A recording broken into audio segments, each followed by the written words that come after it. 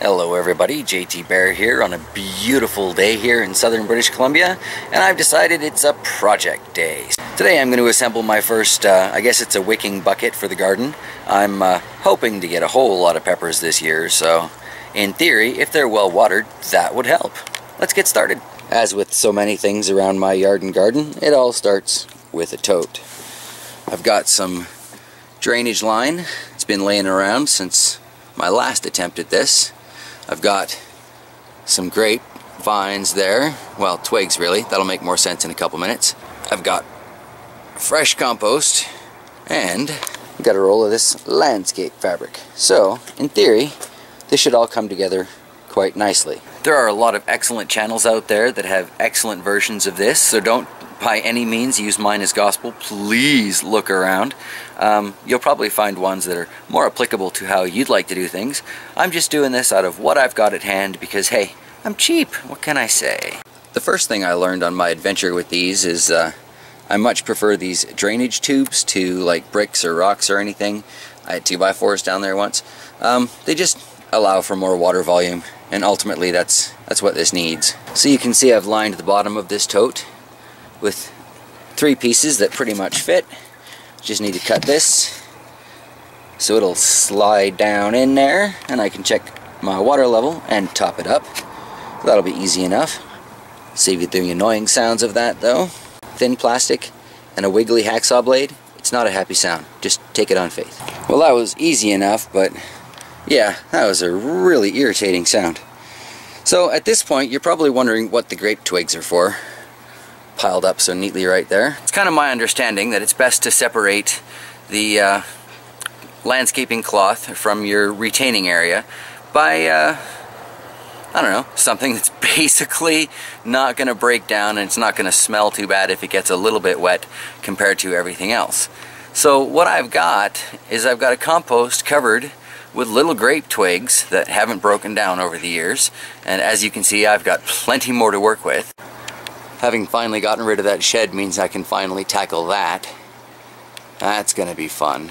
And it's also gonna leave me with massive piles of grape twigs. In an effort to find a productive use for those, this is what I'm gonna do.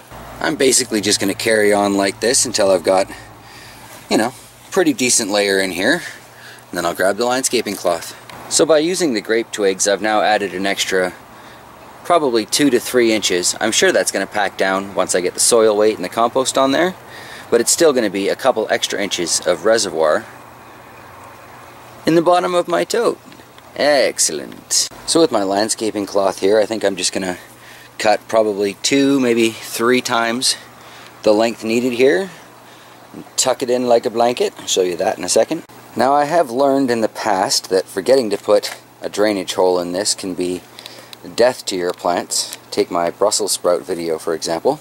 So I'm going to stop at this point and punch a couple holes in the side at or about the level of the grape twigs. Now I did put 3 in a row there because when it rains here, it rains hard, fast and heavy, and then it's over in like 10 minutes. So just in case it gets too full, that'll help. Let's pull back the inside here so you can see just how far down. That's pretty much right at the level of the drainage pipes there.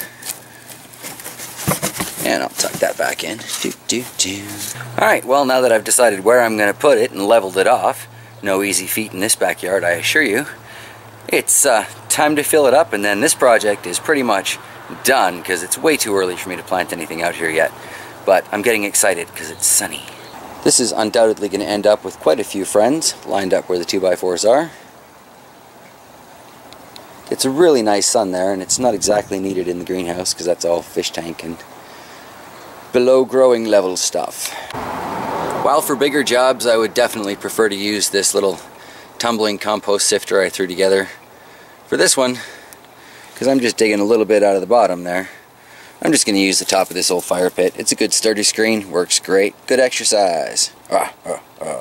And there we go. In theory, that should look fantastic when it's nice and full of veg this summer. Probably peppers. I don't know. Had a funny thought though. With all of the random things that pop up as volunteers in my compost anyway, who knows, I might have tomatoes grow in this thing without any help. I might have sunflowers in here. I could have sunchokes in here, although I doubt I'll have sunchokes.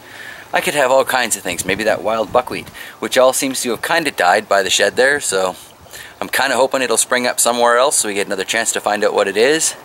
Anyway, so that's about it for now. Thanks for watching a super simple project here with JT Bear, using what's at hand to make something for the future. Have a fantastic day, everybody.